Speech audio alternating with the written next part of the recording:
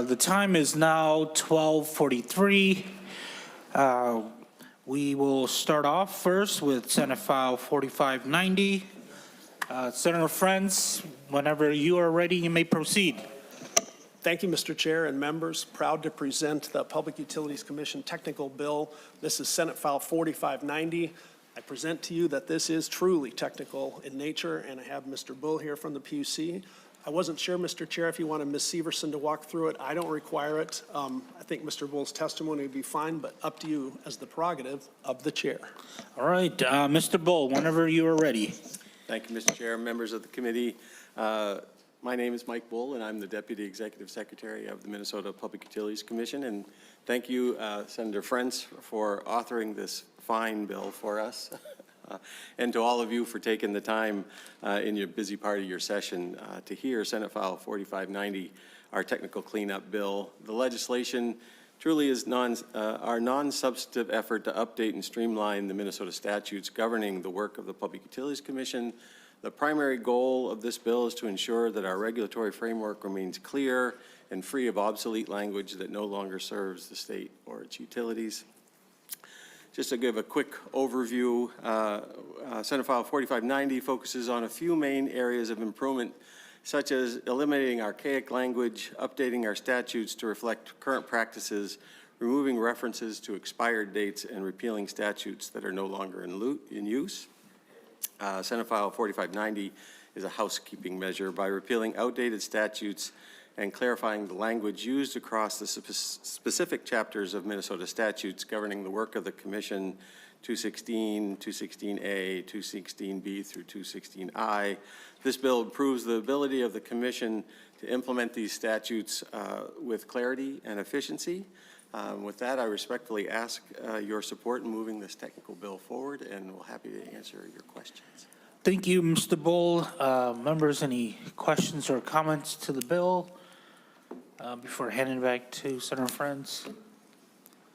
Seeing none, Senator Frentz. Thank you, Mr. Chair. Thank you, members. Again, a technical bill brought to us for expediency, efficiency, and I ask that you support sending this bill to the floor and would move that Senate File 4590 be sent to the floor as recommended to pass. The question is on the motion of Senator Frentz that Senate File 4590 be recommended to pass and sent to the Senate floor. All those in favor say aye.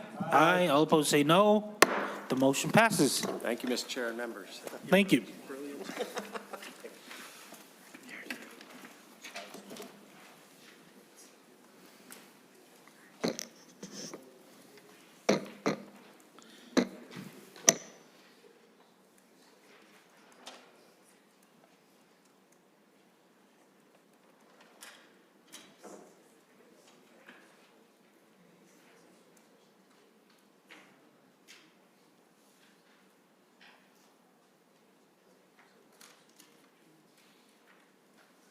Folks are waiting on a legislator to be here. I'm advised it'll be less than 120 seconds. We'll just see. Patience.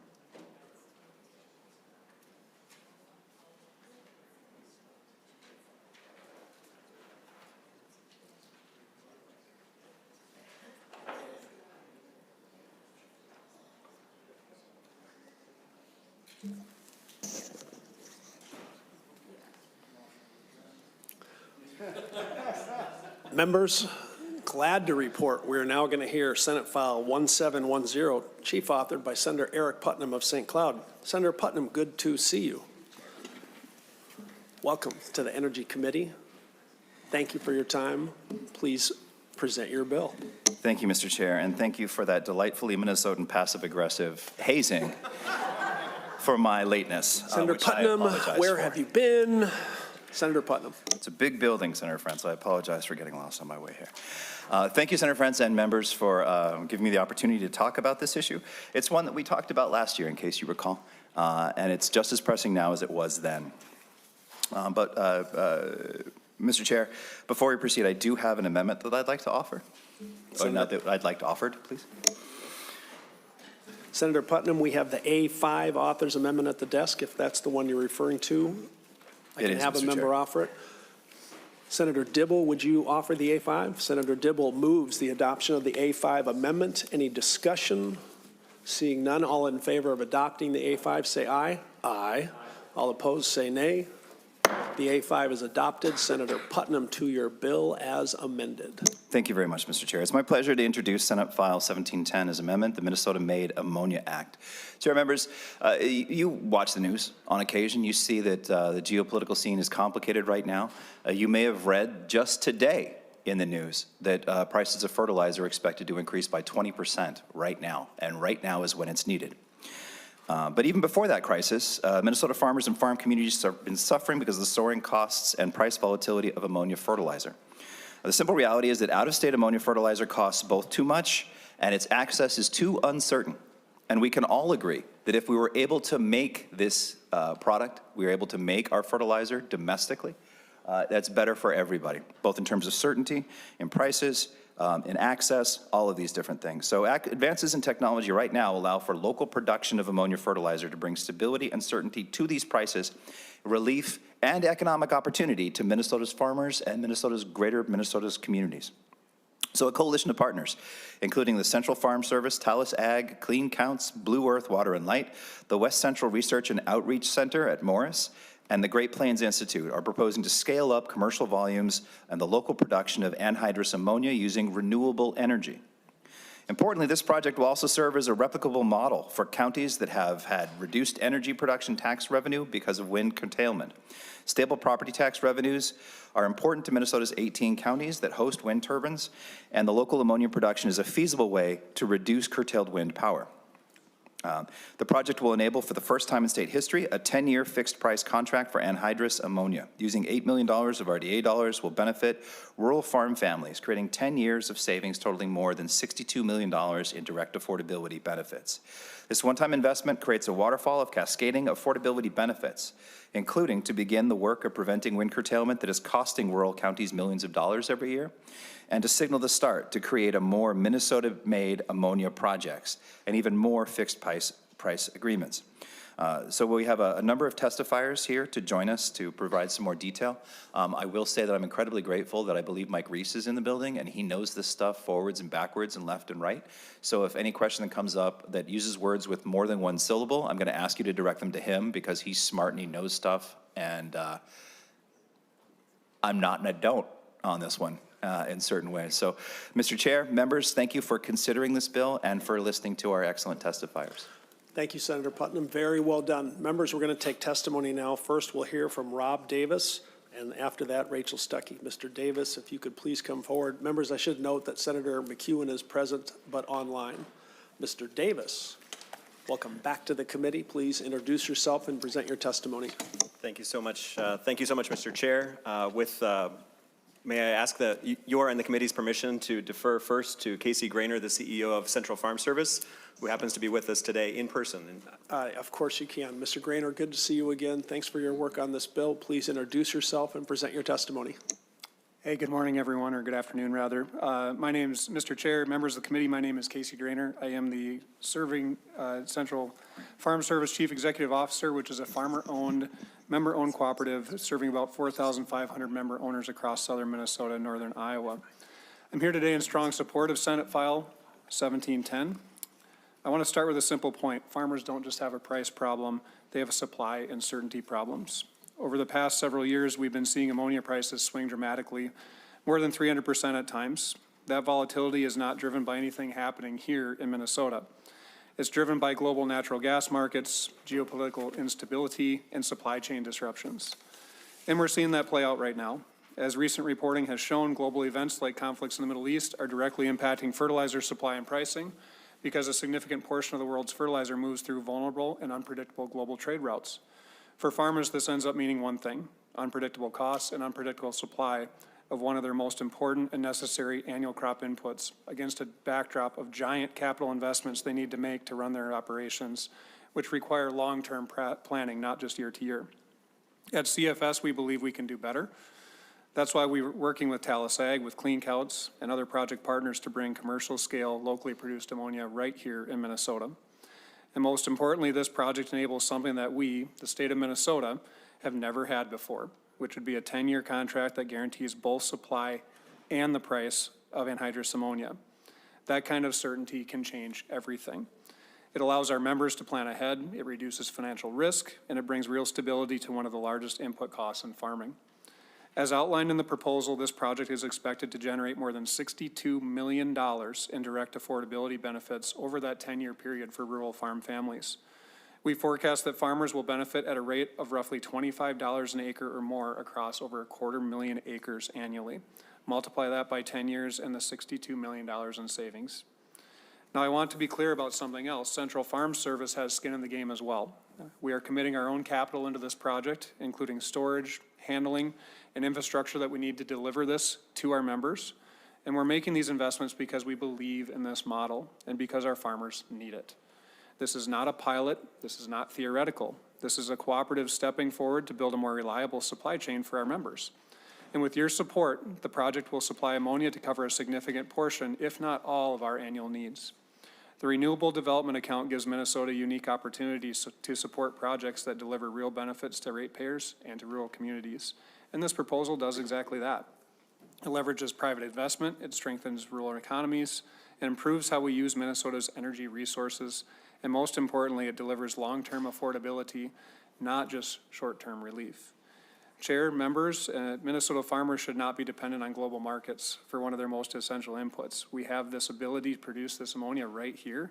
We have the demand right here, and we now have a model that can work at a commercial scale. This is about affordability, certainty, and it's about taking control of our supply chain. So cooperatively, in service to our members, I respectfully ask for your support of Senate File 1710. Thank you. Thank you, Mr. Grainer. Very well done. Mr. Davis, now you want to try? Thank you so much, sir. Thank you, Mr. Chair, members of the committee. My name is Rob Davis. I serve as Chief Growth Officer for Clean Counts, a nonprofit clean energy registry that tracks and verifies renewable energy production across North America. Previously named MRETS, last May we adopted the new doing business as name, Clean Counts, for 3 reasons. 1, we track more than just renewable energy. 2, we do it throughout North America. And 3, the domain name was available for $25. For nearly 20 years, our role has been to provide trusted, auditable data that allows energy markets to function with confidence. Today, we support markets for electricity and clean fuels. With this project, we extend that same infrastructure to ammonia. Members, you've heard about the core challenge. Farmers are facing extreme volatility in fertilizer prices driven by global markets outside of Minnesota's control. This proposal offers something new: the local production backed by a 10-year contract that guarantees both price and supply. It creates certainty. But this model, in order for this model to have to scale, we also need trust and transparency. That's where Clean Counts comes in. As part of this project, we will further develop the capabilities to track ammonia production, similar to how we track and issue renewable energy certificates in our work today. In practical terms, this means that each unit of ammonia can be measured and tracked. Its production method can provide some certainty, and farmers and cooperatives and buyers can make credible, auditable claims. This builds directly on infrastructure already used across the United States and in Canada, and it matters because markets only grow when participants trust the data. Without that trust, investment slows and value is lost. With it, markets expand and costs come down. Minnesota has an opportunity, not just to deploy a great project, but to build the market foundation that allows this model to grow. Chair, members, this is about certainty for farmers, integrity in the market, and a practical path forward. We respectfully ask for your support of Senate File 1710, the Minnesota-Made Ammonia Act. Thank you very much. Thank you, Mr. Davis. Well done. Next, we'll hear from Rachel Stuckey, and on deck would be Darren Broughton.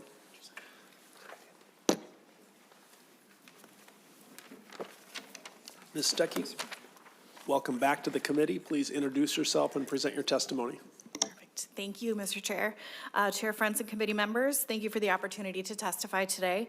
My name is Rachel Stuckey, and I'm the Executive Director of the Minnesota Conservative Energy Forum, but I'm here today on behalf of the newly formed Minnesota-Made Ammonia Coalition, or MMAC. It brings together organizations across industries with the goal of identifying the policy and practical pathways needed to establish a local ammonia economy in Minnesota. And there should be additional information about the coalition on the letter in your packet, too. As others have stated, Minnesota imports nearly 1 million tons of ammonia every year, with almost all of it produced out of state. Even in normal times, transporting ammonia to Minnesota adds costs that are passed on to farmers and consumers, and we're seeing in real time the impacts of what happens when supply chains become vulnerable. We have the opportunity to address this and to do so in a way that connects multiple pieces of Minnesota's economy. And that's what's really exciting about this. Local ammonia production isn't only solving one problem, it's another step towards establishing a circular economy in Minnesota.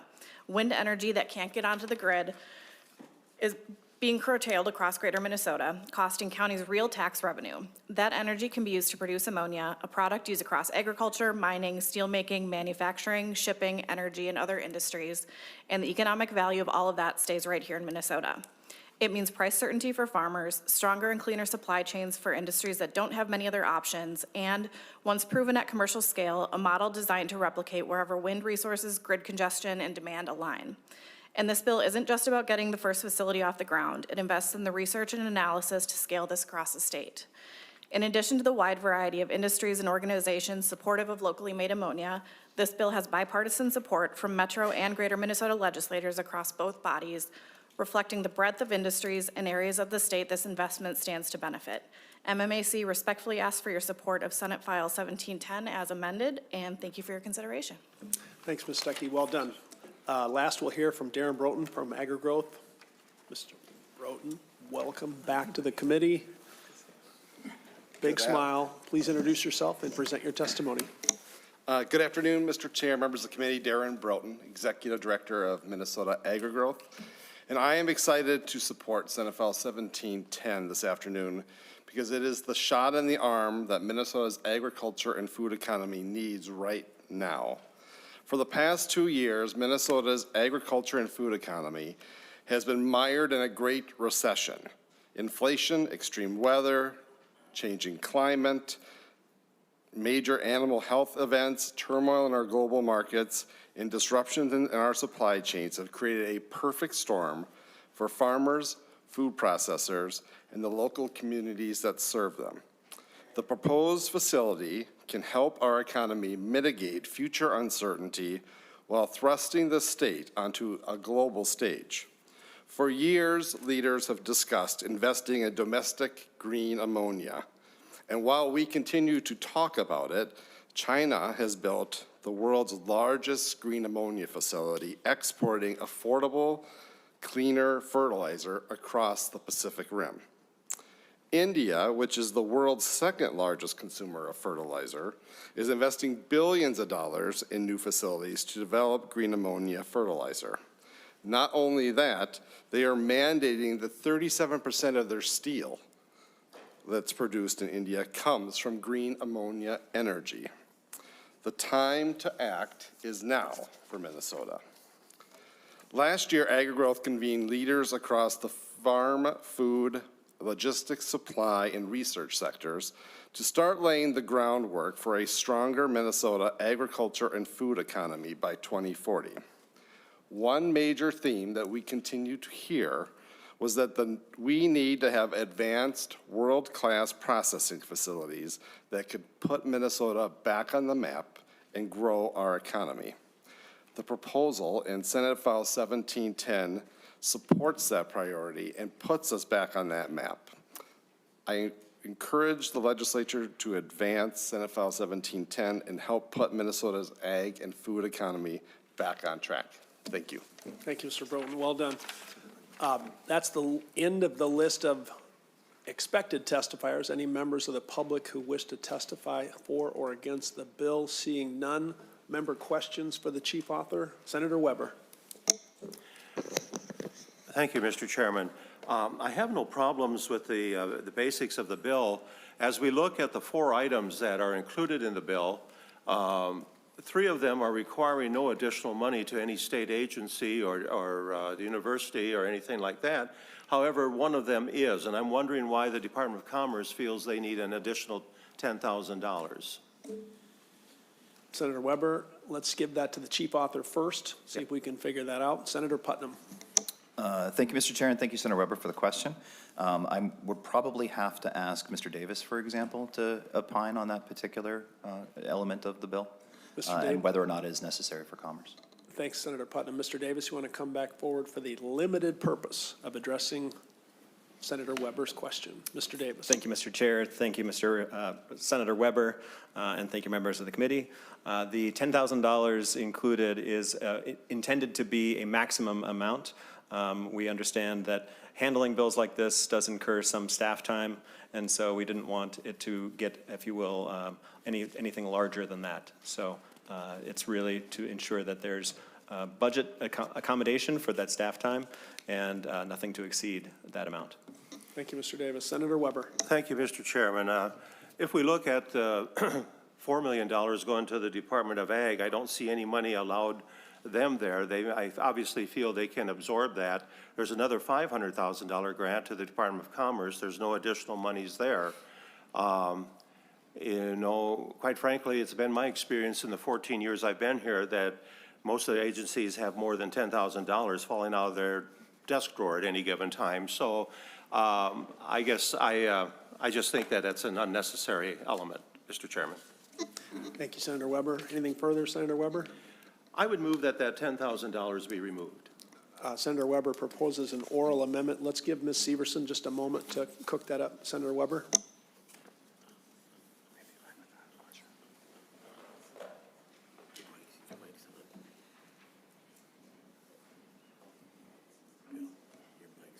Ms. Severson.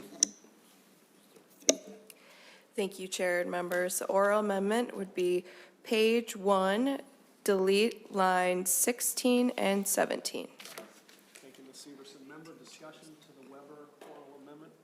Sorry, member discussion to the Weber oral amendment. Senator Dibble. Thank you, Mr. Chair. I was wondering if the author of the bill has a response to the amendment. Thank you, Senator Dibble. Senator Putnam. Thank you, Mr. Chair. Thank you, Senator Dibble. Thank you, Senator Weber, for your fiscal responsibility in pointing out this particular wrinkle. My first response is that I think we should give it to the Department of Ag instead. But then, of course, the Department of Ag is so incredibly well run that they would not need additional resources to do this. I will say that I believe that there's a good chance that Commerce could handle this activity without this additional fund, and so I would see this as a friendly amendment. Thank you, Senator Putnam. Further member comments to the Weber oral amendment? Seeing none, all in favor of adopting the Weber oral amendment say aye. Aye. All opposed say nay. The amendment is adopted and the bill is amended. Further member commentary, Senator Rarick. Thank you, Mr. Chair. Question for Senator Putnam, and I see he handled the last one that had multiple syllable words, so he can probably handle this one as well. We're talking about helping Minnesota farmers in a lot of the testimony. Is there anything in the bill that specifically says the fertilizer must be sold to Minnesota farmers or that we must prioritize Minnesota farmers? Thank you, Senator Rarick. Great question. Senator Putnam. Thank you, Mr. Chair. Thank you, Senator Rarick. If I could ask for a little bit more elucidation in terms of the question. I believe that this makes it available and accessible to Minnesota farmers, but it does seem like, in a sense, it might be excessively restrictive to limit this so that it can't be sold to other markets as well. Senator Rarick. Yeah, thank you, Mr. Chair. I guess in a way I'd like to see it. I get it that we shouldn't limit it only to Minnesota farmers, but if Minnesota is making the investment into this, we should be prioritizing Minnesota farmers over Iowa, Nebraska, so and so. Thank you, Senator Rarick. The intention of the chair is to lay this over, so there is room for some additional conversation. I like the idea that we prioritize Minnesota farmers, but I'll leave that to you and Senator Putnam. With that, Senator Matthews. Thank you, Mr. Chair. And Senator Putnam, I guess I'm first trying to figure out why the bill expanded as much as it did. Last year's original bill just was kind of on one topic, and I'm wondering, like, it feels like the ammonia issue could probably stand alone as its own bill coming through, and why it's tied in with the renewable energy credits and counting, and why would pick a specific nonprofit to do that, kind of all the things I had last year about that particular issue. Why it's all getting roped into this, and then some of the other appropriations that are in this, but I'll start with that first one. Thank you, Senator Matthews. Senator Putnam. Thank you, Mr. Chair. Thank you, Senator Matthews. This bill is not fundamentally, profoundly that dissimilar to the amended version that we presented last year. The original text was one way, but we did amend it to make some of these changes in terms of the distribution of the resources in the amended version of the bill last time, but not in its entirety. You are correct in that this is much more expansive. I agree with you on that front. I think that the tracking is important because of the tax credits and the distributions of those, and so that's why this is part of this as well. We have tried to, in the Ag Committee, talked a little bit about ways to support this project in our space in a non-energy specific way. This, I think, rolls in together a lot of issues that are specific to energy and its distribution specifically, which is why we're here instead of in the Ag Committee. Thank you, Senator Putnam. Senator Matthews. Thank you, Mr. Chair.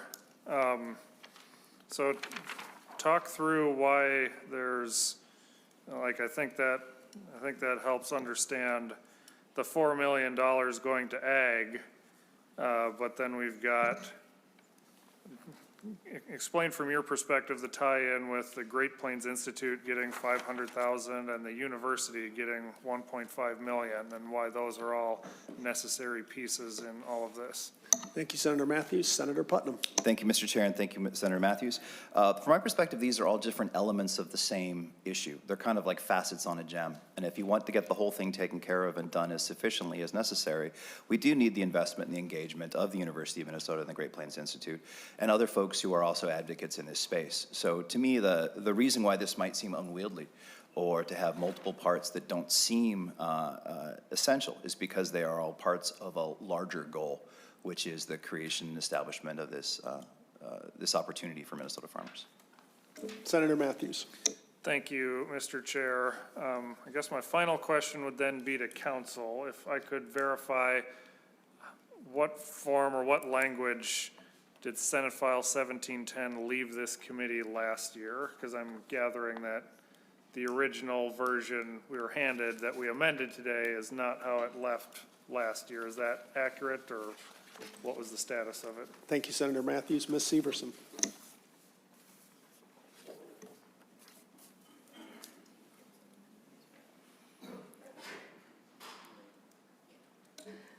Thank you, Mr. Chair and members.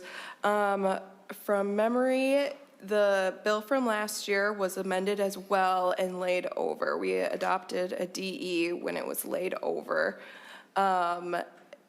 It was not exactly like this, but I don't believe it was changed quite a bit from the underlying bill as well. Senator Matthews. Mr. Chair and council, then did it not get engrossed? Okay. I appreciate the discussion. I think there's some parts that I like in this bill more than others. I guess I'll keep mulling it over, but appreciate the discussion. Thank you, Senator. Senator Gruenhagen. Oh, thank you, Mr. Chair. Yeah, just a couple questions. What is green ammonia compared to regular ammonia? Senator Putnam. Senator Frentz, Mr. Chair, Senator Gruenhagen, thanks for that question. Is Mr. Reese actually here, Senator Frentz? Are you aware, Mr. Chair? I see him in the second row. Senator Putnam. Mr. Reese, if you would not mind too much coming forward to field Senator Gruenhagen's question. So Senator, Chair Frentz and Senator Gruenhagen, I could have tried to make it up, but this guy knows the stuff. So I think that it's best that he answer with the depth that he can. Thank you. Thanks for the question, Senator Gruenhagen. Mr. Reese, if you would not mind introducing yourself and then as best you can addressing the senator's question. Thank you, Mr. Chair. I'm Mike Reese, Director of Operations and the Renewable Hydrogen and Ammonia Research Lead. at the University of Minnesota West Central Research and Outreach Center in Morris. Member, to your question, green ammonia is just a title given to different production of ammonia using domestic sources. For some reason, when this effort first began, there was a lot of colors assigned to ammonia. Pink, for example, is ammonia produced from nuclear power. And I think really what it boils down to is what this bill had identified. It's Minnesota-made, domestically made ammonia, and I think that's really the important part. Green is just a terminology has stuck through the years, but I think from at least my perspective, energy is not the main point here. The main point is that it's Minnesota-made. And so I guess that's the way I would address this. Thank you, Mr. Reese. Senator Gruenhagen.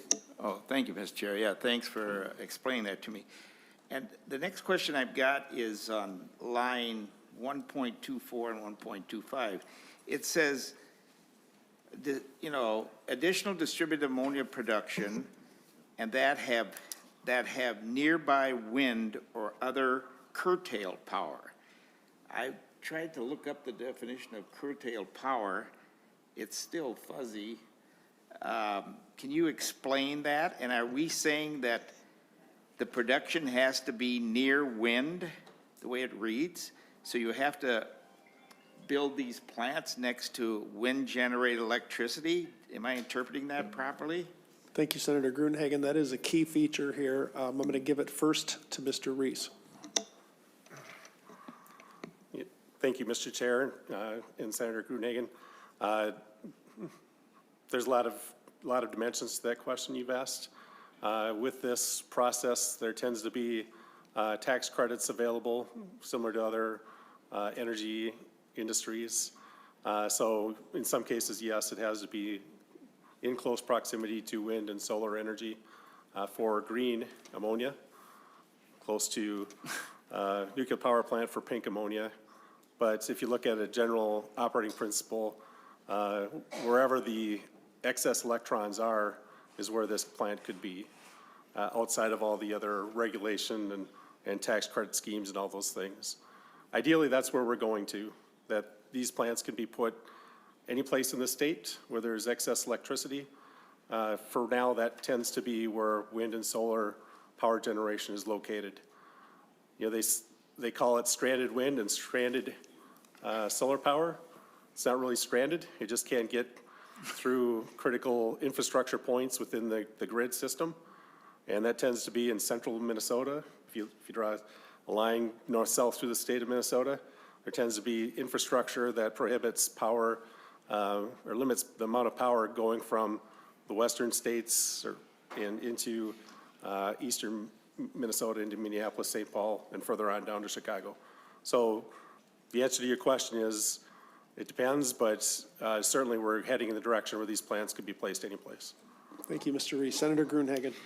Well, thanks. You didn't address curtailed power.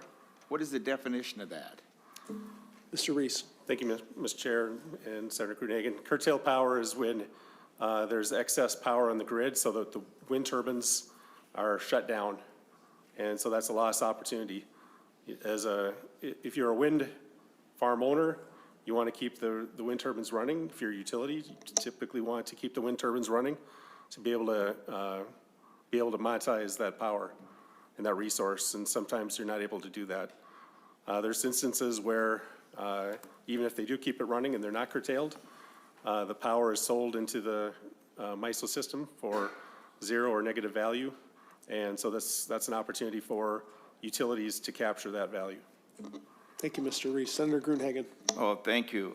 Yeah, that helps some. The farmers that I talk to, and I got quite a few farmers in my area, they want lower property taxes. That's what they want. Property taxes are killing them, okay? And I'm all for ammonia made in Minnesota. I do think this bill, seems a little bit, like a football game where the referee goes into the huddle and calls the play, okay?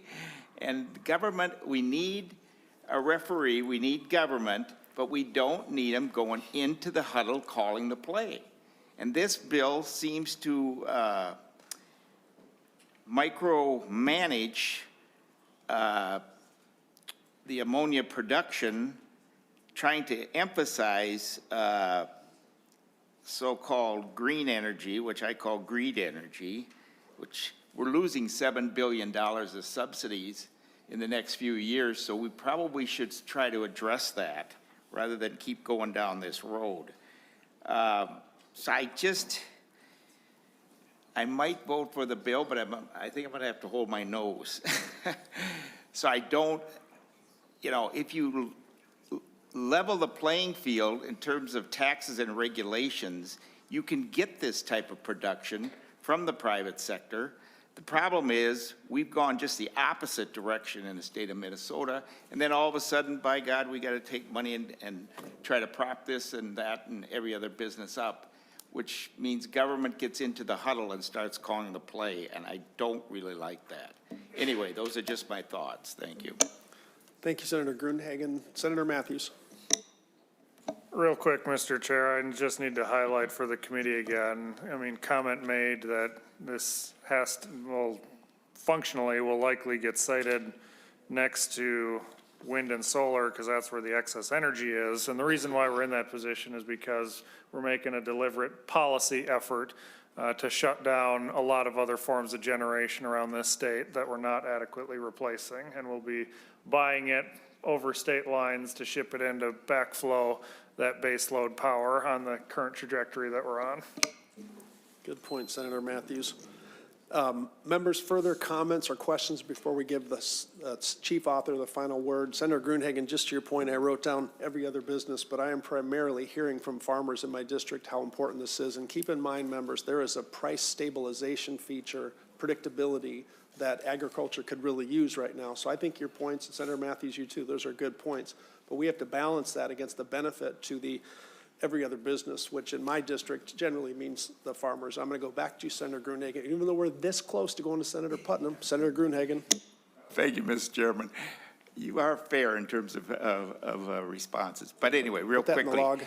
log. One of the reasons the farmers are crying is because their expenses, their property taxes, everything is going up, and part of it is the Green New Scam, all right? And that's the problem. That's what we need to address. Okay, that's what growing states across this country are doing. They're lowering their taxes. They're getting investment to come in. Here, we're doing just the opposite. We're going down higher taxes, more regulations, the Green New Scam, and a host of other things, and we're chasing people away. Anyway, just my thought. Thank you, Senator Gruenhagen. You said Green New Scam twice. Members, we're going to go now to Senator Putnam for the last word before the Senate file is laid over. Senator Putnam, thank you for your patience. Any final comments? Just very briefly, thank you, Mr. Chair, and members for the spirited discussion. In particular, thank you, Senator Matthews, for pointing out and discussing the complexity of the bill, which I agree exists. I will say that while we can talk about a referee being in the huddle, for years, we've had the other team playing for oil companies. And this is a point where we need to actually think seriously, not just about the subsidies and the way that government gets involved in our distribution of energy, but who benefits from that. And in this case, farmers benefit. And to your point, Senator Frentz, I talk to a lot of farmers. Every day I talk to farmers, and they will tell you that input costs are one of the causes of their stress and their drama. And right now, members, is the most difficult time to be a farmer in 50 years. We are on the brink of another massive farm recession. And if we are here now, in this moment, having the opportunity to provide some stability and some help with affordability, I think we got a responsibility to do that. So thanks again for the discussion, members, and thank you again, Mr. Chair. Thank you, Senator Putnam. With that, Senate File 1710 is laid over for possible inclusion. Thank you, testifiers. We're now going to Senate File 486, Senator Scott Dibble.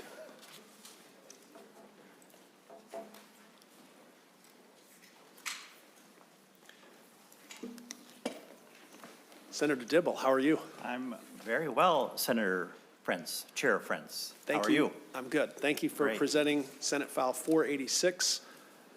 With that, please present your bill. We have an A3 amendment at the desk. Senator, would you like that to be put on? I would, Mr. Chair. Thank you. Senator Dibble moves the A3 Authors Amendment. Any discussion? Seeing none, all in favor of adopting the A3 amendment, say aye. Aye. All opposed, say nay. Motion prevails and the amendment is adopted. Senator Dibble, to your bill as amended. Thank you, Mr. Chair and members. I'm very pleased to be able to present Senate File Number 486. I'd also like to thank my co-authors, Senator Hoffman, yourself, Senator Frentz, and Senator Port is or soon will be a co-author as well. Mr. Chair and members, this bill would establish a supplemental state-funded energy assistance program with a one-time general fund appropriation of $40 million available through 2029. It is designed to work directly alongside the federal LIHEAP program using the same infrastructure, eligibility thresholds, and the same delivery system. The goal is simple, to help more Minnesotans afford their home energy costs year-round. So the bill would create that supplemental program administered through the Department of Commerce to provide primary energy grants to help households stay current on their bills, crisis grants to prevent shutoffs or restore service, emergency repair or replacement of heating systems, outreach funding to serve underserved communities. In almost all cases, these funds would go directly to utilities or fuel vendors to ensure accountability and immediate impact. It prioritizes serving more households rather than increasing benefits for those already served. Just a quick word about why we need this effort, Mr. Chair. The need is urgent and growing. Minnesotans currently owe over $140 million in past due utility bills. And those arrears are rising sharply month after month. Over 90,000 households per year experience shutoffs. This is not evenly distributed across the state.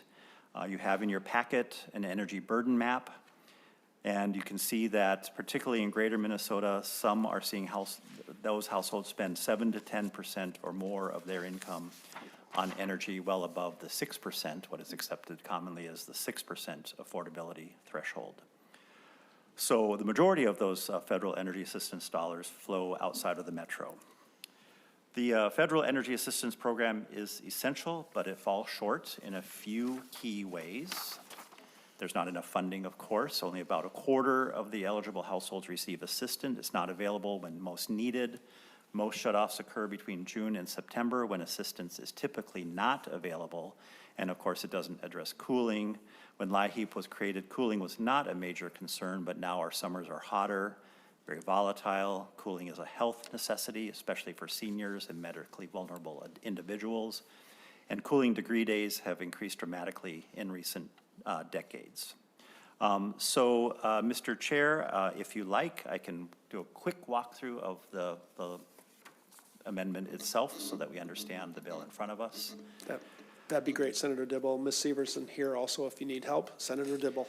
Thank you. So just very quickly, I'll just jump off the high points. Of course, Section 1, and Subdivision 1 provides some definitions for the various aspects, LIHEAP, crisis grant, primary energy grant. Subdivision 2 establishes the Supplemental Energy Assistance Grant Program within the Department of Commerce. Subdivision 3 sets up the application and procedures, directs the commissioner to use the existing LIHEAP system, leveraging existing infrastructure, et cetera. Subdivision 4 defines who qualifies for assistance.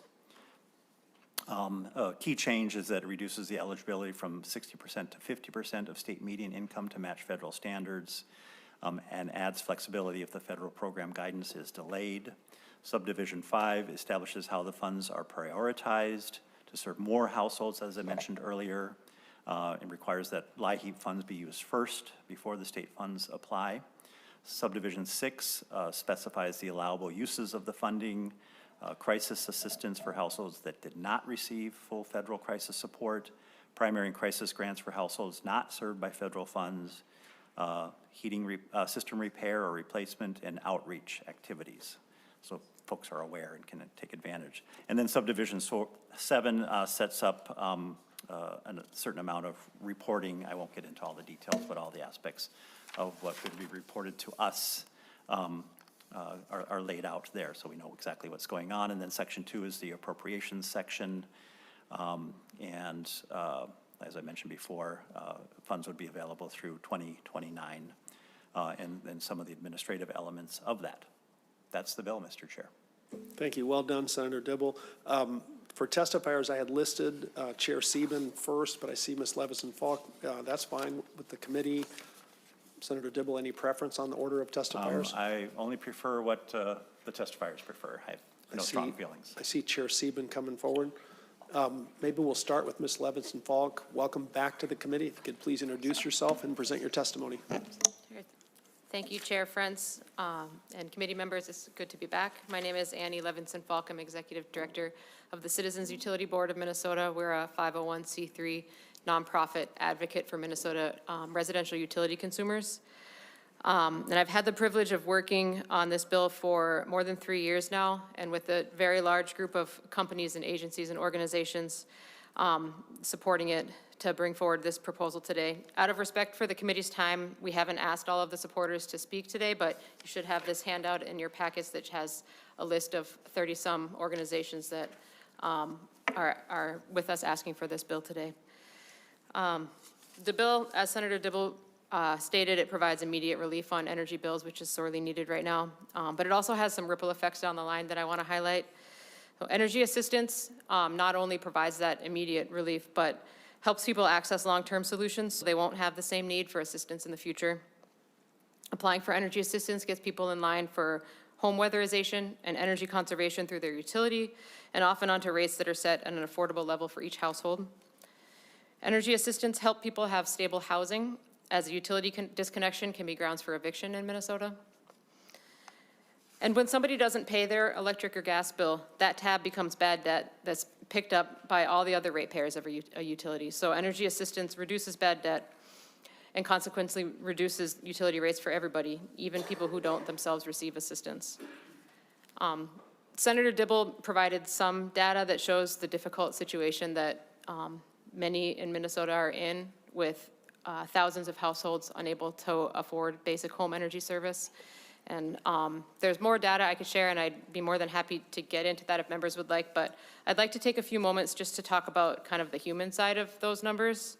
And if I may, I'd like to share a statement from James Burr, CUB's Outreach and Communications Manager. James is one of the staff at CUB who fields calls directly from people who are facing unaffordable energy bills. This winter, CUB has received more of these phone calls than ever before. And what I'm about to describe are just a couple of anecdotes from calls that James or our colleagues have received recently, but I think they help to paint a picture of what many Minnesotans are going through right now. James says, about a month ago, I spoke with a woman who had been out of work for months. She told me that she had a notice for an imminent disconnection. She has 2 children with disabilities. She's already been shut off once before, and she said it traumatized her children. That following Monday, I took a call from a woman in southern Minnesota. She has been without electricity and gas service since last summer. She's gone the entire winter without heat and relies on a generator to keep herself and her dog warm. She has multiple chronic health issues, including diabetes. She told me that her feet have turned black as she lives in a home that is regularly 20 degrees Fahrenheit. I discussed options with her and referred her to the Consumer Affairs Office at the Public Utilities Commission for further support. I haven't gotten in touch with her since the call. Another man called CUB after receiving an eviction notice for non-payment of his utility bill, which is billed through a third-party service.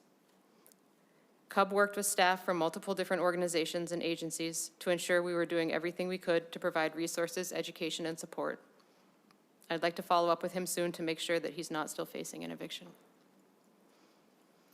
Through my time at CUB, I've spoken with well over 1,000 Minnesotans. I have collected countless stories of past due bills and the effects they have on families.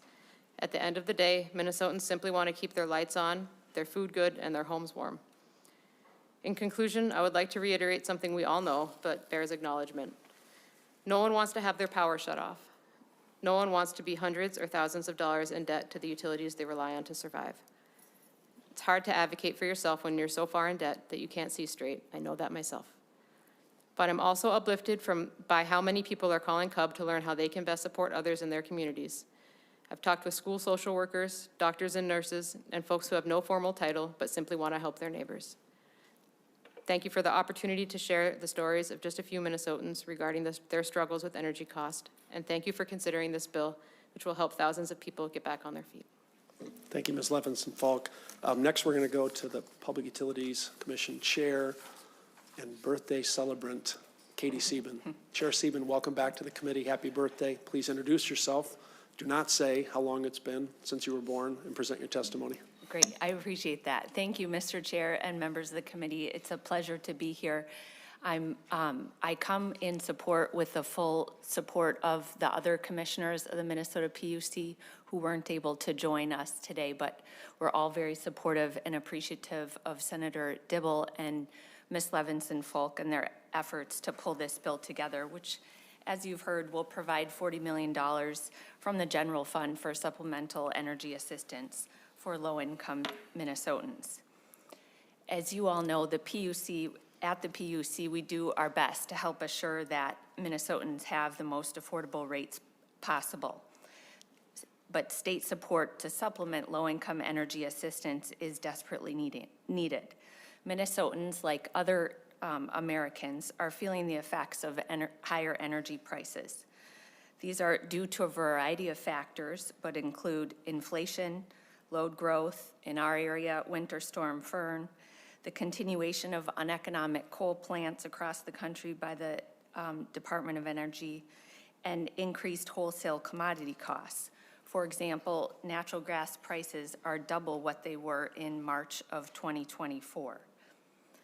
The Commission, as I said, does its best to mitigate and minimize rate increases. We've disallowed over $1 billion in costs from 2020 to 2024. But as Ms. Levinson-Falk and Senator Dibble said, residential electric bills and gas bills are still causing hurt across Minnesota. Our residential electric bills, as you heard from our excellent staff testify earlier this session, are the 5th lowest in the nation in 2025. That's according to the Department of Energy and the Energy Information Agency. But arrearages are still up, as Ms. Levinson-Falk said, since 2020. As I said, we do our best to keep our bills and rates as affordable as possible, but this $40 million will greatly assist low-income Minnesotans who are struggling with higher arrearages. I'd like to really also call out a strong shout out to the other organizations that are supportive of this bipartisan effort. There are utilities and many advocacy organizations that often appear in front of the Minnesota PUC that are supportive of this, and I think it's an overall great effort, and we're all very appreciative of your efforts to help pass this session. Thank you, Mr. Chair and members of the committee. Thank you, Chair Sieben. We also have Kaya Concepcion.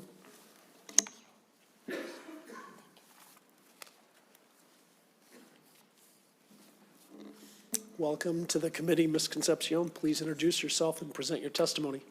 Good afternoon, Chair Frentz and committee members. My name is Katie Cashman. I'm speaking on behalf of Kaya Concepcion, who could not be here today, unfortunately, due to a family emergency. Kaya is the policy director for Black Visions. Black Visions' mission is to empower and unite communities to dismantle systems of discrimination.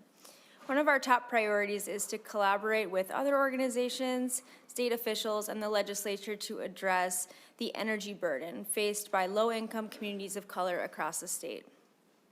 While the average Minnesota household spends about 2% of its income on energy, low-income households of color often spend 8% or more, with some facing burdens up to 30%. African-American households in Minnesota experience a median energy burden 64% higher than white households. Neighborhoods with higher concentrations of people of color have experienced more frequent utility shutoffs and longer power outages, being 47% more likely to lose power for over 12 hours compared to other areas. Low-income households of color and low-income rural Minnesotans have limited access to energy efficiency upgrades and renewable energy options. They often live in older, inefficient, poorly insulated housing and own inefficient appliances, creating higher energy waste and higher, less affordable monthly utility bills. These conditions create a significant energy burden, affecting quality of life, health, and average well-being. Senator Dibble's bill is really needed. Please support the funding increase to the Energy Assistance Program. This funding will support families in every area of the state, rural, urban, and suburban areas where people are experiencing high need. We encourage you to vote yes on Senate File 486. Thank you very much. Thanks, Ms. Cashman. Members, that's the end of our list of testifiers. Anybody in the public who wants to be heard? If not, we're going to go to member questions and comments. Seeing none, I have Senator Rarick and Senator Gruenhagen. I'm going to add Senator Matthews if I have that right. Senator Rarick. Thank you, Mr. Chair. And I want to focus on one part of the bill, and that's the administrative costs. We see a lot of different grants and things that go out around here, and I think historically we've looked at about 5% going, and we've been seeing that number rise and rise, and 10% seems to be a number we've been going to, which causes a lot of us concern. In this bill, we're looking at 17.5% that can go to administrative costs. That's $7 million of the $40 million being appropriated. And I guess I don't understand when we're talking about the 12.5%, Senator Dibble, can you help us understand why 12.5% must be used for staffing costs rather than permissive may, so that if the costs aren't there, I don't understand why it's must. Thank you, Senator Rarick. Senator Dibble. Thank you, Mr. Chair. Thank you, Senator Rarick. I would be very amenable to the may language, so if you want to make a motion, I'll support it.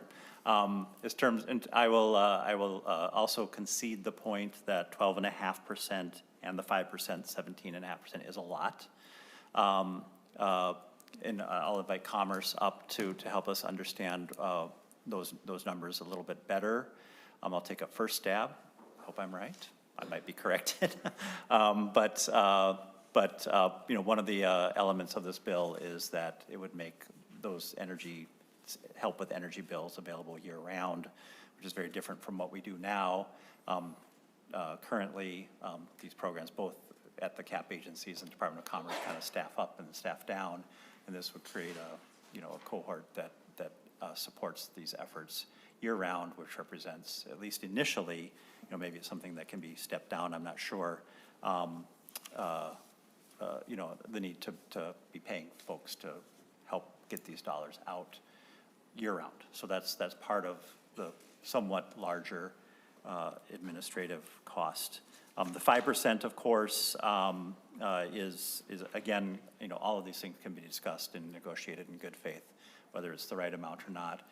A big problem that 5% attempts to solve is getting the word out more effectively to those who would be eligible to use these dollars, and that takes quite a bit of kind of programmatic communication outreach effort.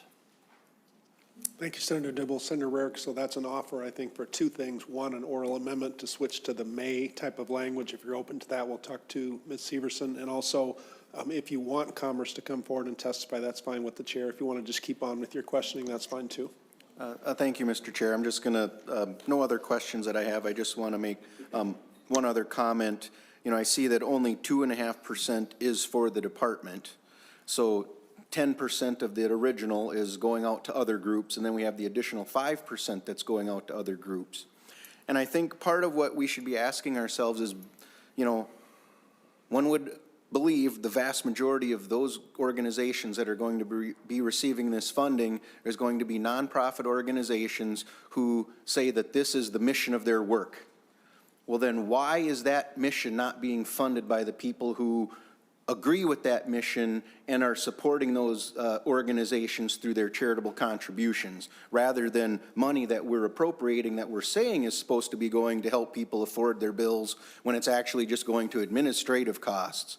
If it's truly their mission to help people, then they should raise the money through charitable donations and perform this work because that's their mission. It shouldn't be government money going to them to perform their supposed mission. So but with that said, I still don't know that I would prefer my motion be to change the numbers, but at very minimum, I would make that oral amendment to change must to may on line 3.18. Thank you, Senator Rarick. Senator Rarick moves an oral amendment. We'll have Ms. Severson briefly cover the oral amendment and then comment and vote. Ms. Severson. Thank you, Mr. Chair, members. I would also suggest potentially adding language up to 12.5% on page 3, line 18, and page 3, line 27.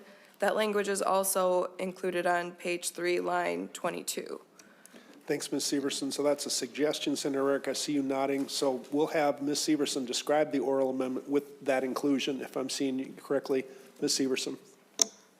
Thank you, Mr. Chair, members. The oral amendment would read as follows. Senate File 486 is amended to read, page 3, line 18, before 12.5, insert up to, delete must, insert may. Page 3, line 27, before 5, insert up to. Thank you, Ms. Severson. Members, questions, comments, or concerns to the Rarick oral amendment? Senator Dibble, any comment? Thank you, Mr. Chair. I would consider the amendment friendly. Thank you for that, Senator Dibble. Considering that it's a friendly amendment, further comments? Seeing none, all those in favor of the Rarick amendment signify by saying aye. Aye. Aye. All opposed, say nay. The motion prevails and the amendment is adopted. Senator Rarick, you still have the floor if you want it. We'll go now to Senator Gruenhagen and then Senator Matthews. Senator Gruenhagen. Oh, thank you, Mr. Chair. First, I'll just say, here we go again. But I think everybody on this committee, and probably most in the audience, if not all, want to help people who are hurting with their energy costs. I know I do.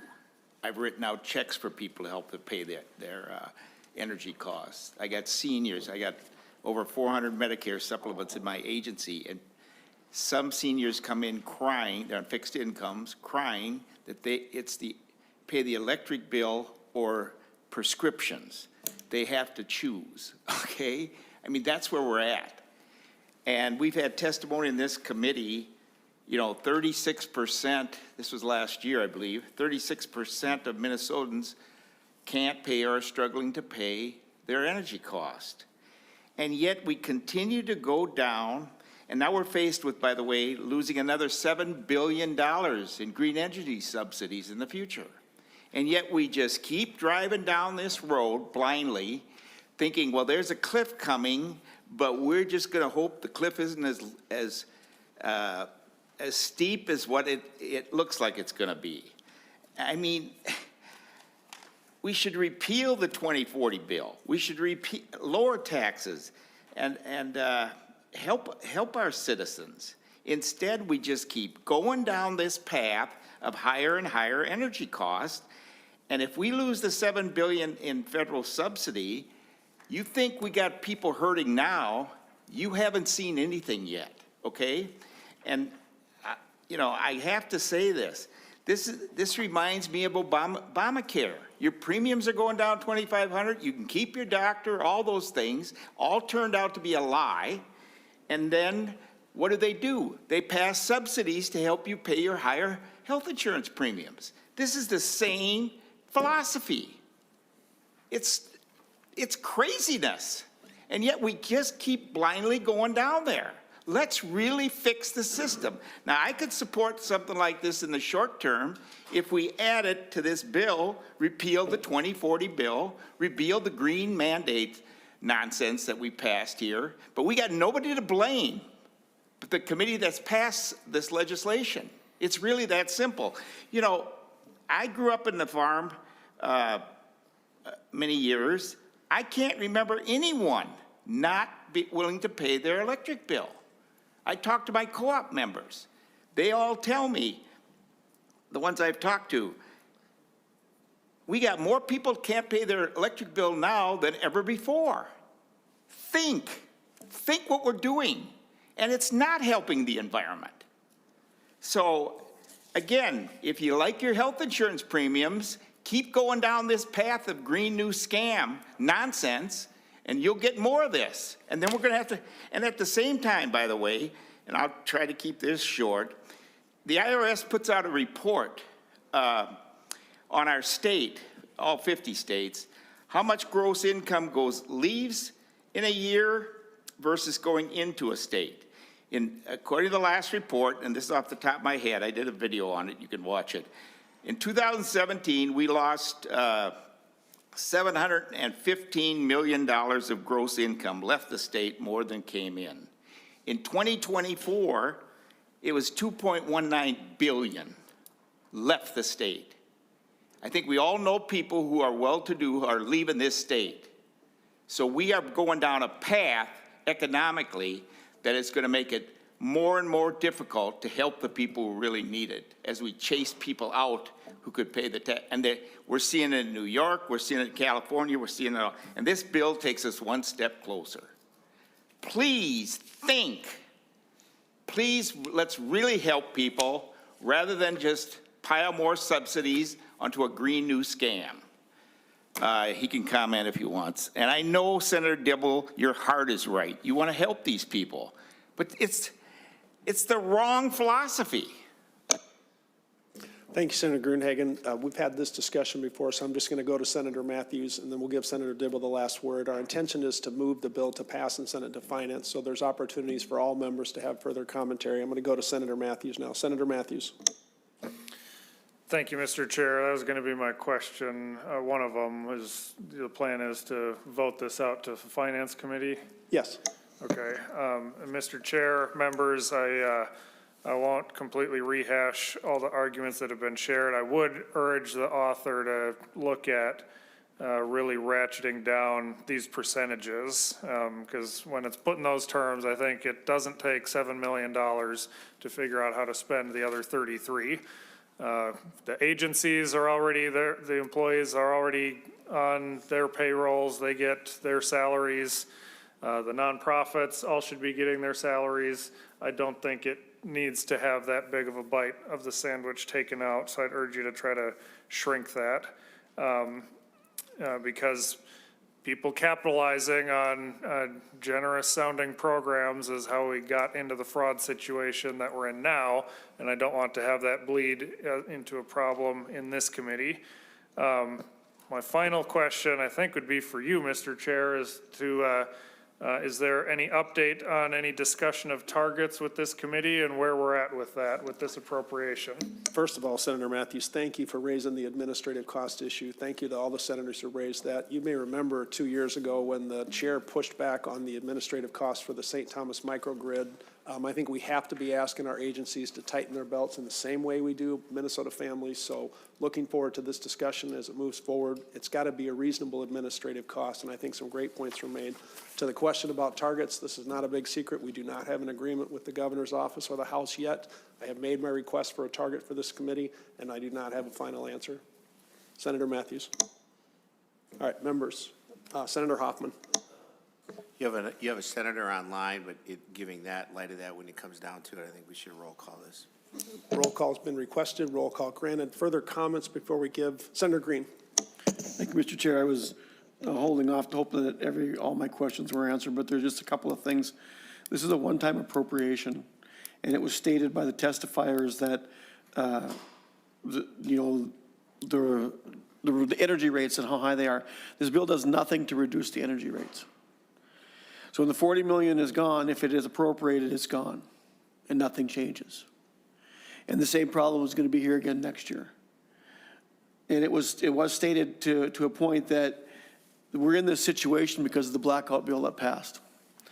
We're decommissioning nuclear plants. We still haven't dealt with the moratorium that we have on nuclear.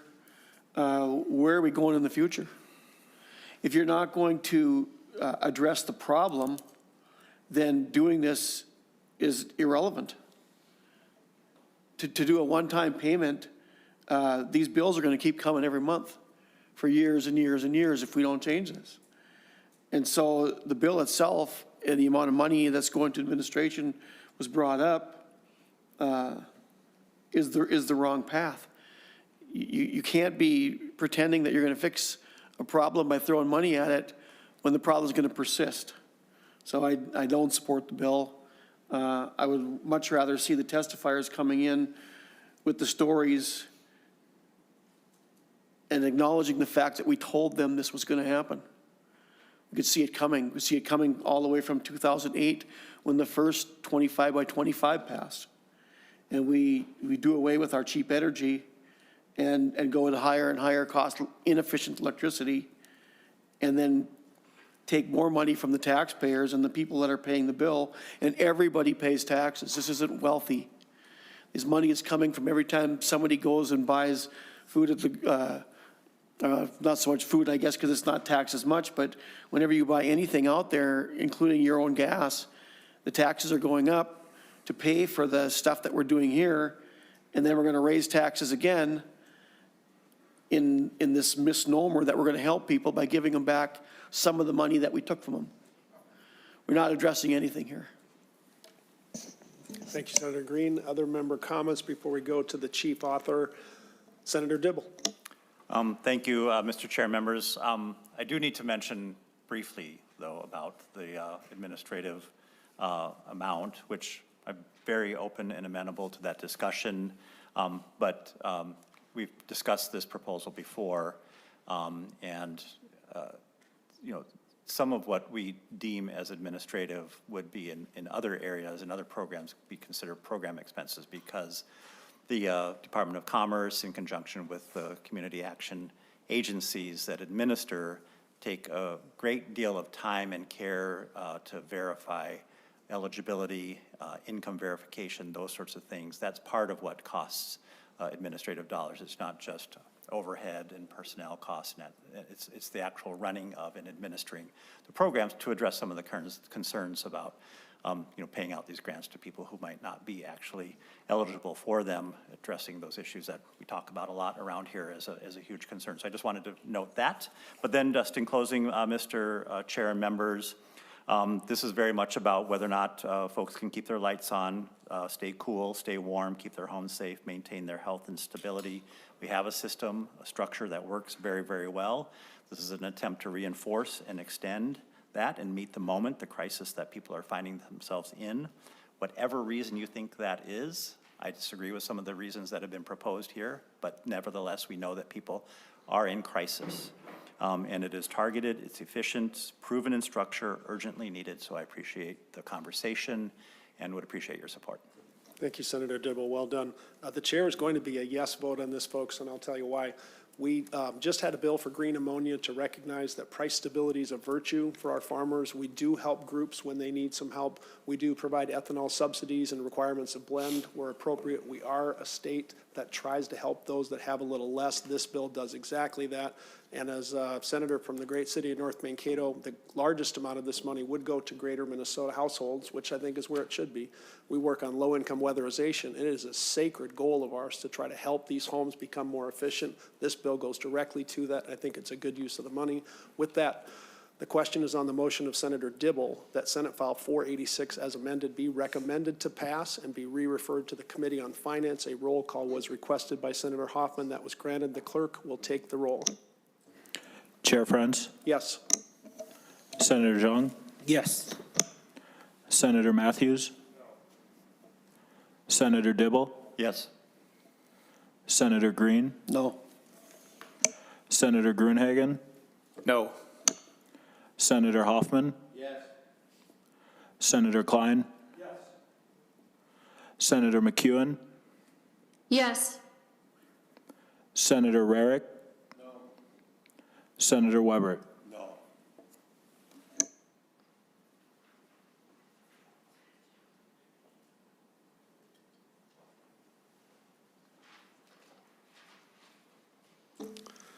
There being 6 yes votes and 5 no votes, the motion prevails, and the motion will send Senate File 486 as amended to the Finance Committee with a recommendation to pass.